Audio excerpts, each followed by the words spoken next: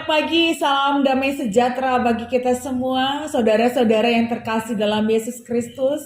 Sebelum kita memulai aktivitas kita hari ini, kita kembali bersama merenungkan firman Tuhan, dan sebelumnya kita berdoa.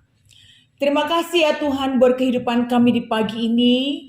Kami akan kembali melakukan berbagai aktivitas kami. Tolong kami Bapa untuk bisa menjalaninya dengan baik. Terlebih-lebih kami akan mendengarkan kebenaran firman Tuhan. Biarlah firman ini menjadi pegangan dalam kehidupan kami setiap hari, terkhusus hari ini. Berfirmanlah kepada kami ya Bapa, karena kami telah siap untuk mendengarkannya. Dalam nama Yesus kami berdoa. Amin. Saudara-saudara yang terkasih dalam Yesus Kristus, sapaan teduh kita hari ini terambil dari Yohanes 3 ayatnya yang ke-16. Beginilah firman Tuhan. Karena begitu besar kasih Allah akan dunia ini, sehingga ia telah mengaruniakan anaknya yang tunggal, supaya setiap orang yang percaya kepadanya tidak binasa, melainkan beroleh hidup yang kekal. Saudara-saudara yang terkasih dalam Yesus Kristus, untuk ayat yang baru kita dengar bersama-sama tadi, pastilah sangat familiar sekali dan populer bagi kita. Selain itu, nats ini memiliki makna yang sangat mendalam dalam kehidupan orang Kristen.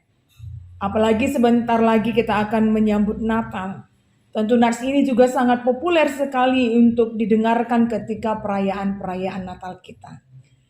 Tetapi yang penting hari ini untuk kita lihat bersama-sama adalah Yohanes 3 ayat 16. Adalah ayat yang termuat dalam pasal yang ketiga, di mana menceritakan tentang percakapan Yesus dengan Nikodemus dalam ayat yang pertama sampai ayatnya yang ke-21. Percakapan ini berisi tentang murka Allah yang akan membinasakan semua orang yang tidak percaya kepada Allah. Dan Nikodemus, kita tahu bersama, dia adalah orang yang terpandang, terhormat, pemimpin agama orang Yahudi. Dan dia terlibat pembicaraan dengan Yesus tentang hukuman yang akan diberikan kepada orang yang tidak percaya. Dalam percakapan ini, Yesus dengan tegas mengingatkan bahwa yang pertama, tidak akan ada orang yang dapat melihat kerajaan Allah tanpa dilahirkan kembali. Dan kemudian Nikodemus bertanya, bagaimana mungkin orang akan dilahirkan kembali? Tetapi yang dimaksud dengan dilahirkan kembali adalah bagaimana dia mengalami pembaharuan dengan pertolongan Roh Kudus setiap hari. Dan hanya orang-orang yang mau membuka hati, yang mau diperbaharui, yang akan melihat kerajaan Allah. Poin yang kedua yang diingatkan oleh Yesus kepada Nikodemus pada waktu itu adalah tidak ada apapun dalam diri manusia yang membuat manusia dapat dibenarkan, dan tidak ada satupun perbuatan baik yang dapat dipakai sebagai tiket masuk ke dalam kehidupan yang kekal. Manusia tidak akan bisa membuat dirinya beroleh keselamatan dengan usahanya sendiri. Oleh sebab itu dalam ayatnya yang ke-16 menegaskan kembali kepada kita bahwa karena begitu besar kasih Allah kepada dunia ini, dia rela memberikan anaknya yang tunggal, mengutus anaknya yang tunggal untuk menyelamatkan kita. Kasih Allah yang begitu besar tidak mampu membuat dia rela melihat manusia harus binasa. Kasih Allah yang besar cukup menjadi alasan bagi Allah untuk melakukan perkara yang besar, perkara menyelamatkan manusia. Kasih Allah yang tak bersyarat, kasih Allah yang melebihi kasih seorang istri kepada suami, kasih seorang suami kepada istri, atau kasih orang tua kepada anaknya. Kasih Allah jauh lebih besar daripada itu. Oleh sebab itu, kasih Allah yang besar ini menjadi alasan bagi Dia memberikan anaknya yang tunggal untuk menyelamatkan manusia.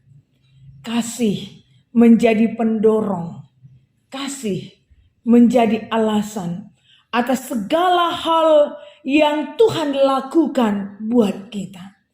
Atas segala hal yang luar biasa yang Tuhan lakukan buat kita. Dan kasih Allah yang besar itulah yang hendaknya juga memotivasi kita untuk meneladani hidup dalam kasih. Kasih adalah ajaran yang menjadi sentral dalam kehidupan orang Kristen. Tentu juga kita harus menyadari bahwa ketika kita berbicara tentang kasih dan hendak menyatakan kasih tersebut, tentu itu tidak terlepas dari pengorbanan yang harus kita berikan. Jadi dengan kata lain, jika kita mengasihi, berarti kita sudah siap untuk berkorban. Karena kasih itu harus nyata dalam perbuatan. Saudara-saudara yang terkasih dalam Yesus Kristus, mari kita camkan bersama-sama. Karena kasih Allah yang begitu besar, sehingga Ia mengaruniakan anaknya yang tunggal. Lalu bagaimana bukti kasih kita? Coba kita merefleksikan firman Tuhan hari ini. Karena aku sangat mengasihi Tuhan, maka aku akan melakukan ... Karena aku mengasihi suamiku atau istriku, maka aku akan melakukan ... Kasih menjadi alasan dan dasar, bukan tujuan. Kasih menjadi sentral dan pusat dalam kehidupan orang percaya. Tentu kita hari ini ditantang untuk kembali menyatakan kasih kita kepada Tuhan, kepada orang-orang yang ada di sekitar kita dengan perbuatan, sekalipun harus dengan pengorbanan. Selamat beraktivitas. Tuhan Yesus memberkati. Kita berdoa. Terima kasih ya Tuhan buat kebenaran firman Tuhan yang hari ini mengingatkan kami kembali akan arti hidup. Di mana kami tidak terlepas dari kasih yang Tuhan berikan dan kami juga harus menyatakan kasih itu kepada orang-orang yang ada di sekitar kami. Dan kami belajar menyatakan kasih sekalipun dalam pengorbanan yang besar. Kami khusus berdoa buat saudara-saudara kami, perpulungan GBKP Runggun Jampin, dalam segala keberadaan kehidupan mereka. Banyak tantangan yang mereka hadapi dalam melakukan pelayanan mereka ya Tuhan. Tapi kami percaya Engkau Allah kami yang memampukan mereka untuk tetap setia. Saling mendukung satu dengan yang lainnya. Bersama-sama bangkit dan terus berdiri dengan kokoh menyatakan kemuliaan bagi nama Tuhan. Dalam seluruh tugas-tugas pelayanan yang mereka lakukan. Bersama dengan hamba-hamba Tuhan, pertua diaken. Bersama dengan jemaat-jemaat Tuhan, saling mendukung, saling mendoakan, sehingga mereka mampu tetap menyatakan kemuliaan Tuhan dalam seluruh pelayanan-pelayanan yang mereka lakukan, terlebih-lebih menyatakan hidup saling mengasihi sebagai respon atas kasih Tuhan yang sudah kami terima sebagai orang percaya. Kami akan kembali dalam berbagai aktivitas kami hari ini ya Tuhan. Dan kami mau Engkau yang tolong kami, sehingga kemanapun kaki kami melangkah dalam setiap hal yang kami lakukan, yang kami perkatakan dan kami pikirkan, itu semua kiranya menjadi kemuliaan bagi nama Tuhan.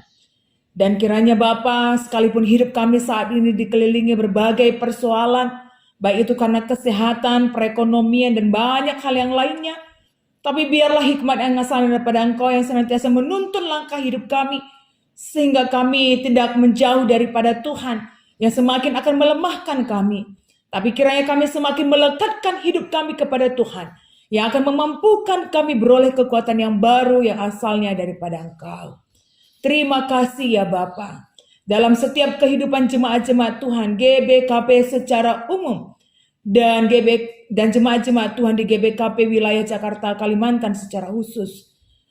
Kiranya Engkau yang tolong kami agar dalam setiap hal yang kami lakukan, kami tetap saling mendoakan satu dengan yang lainnya. Tentu banyak dinamika-dinamika yang harus kami hadapi dalam menyatakan kerajaan Allah dalam kehidupan kami. Tapi kami tahu ya Bapa, Engkau tidak pernah meninggalkan kami dan membiarkan kami sendiri. Tapi Engkau Allah kami selalu berjalan bersama dengan kami. Inilah kami anak-anak-Mu Tuhan. Kami serahkan kehidupan kami kepadamu dan kiranya hikmat Tuhan yang selalu tuntun kami di sepanjang waktu.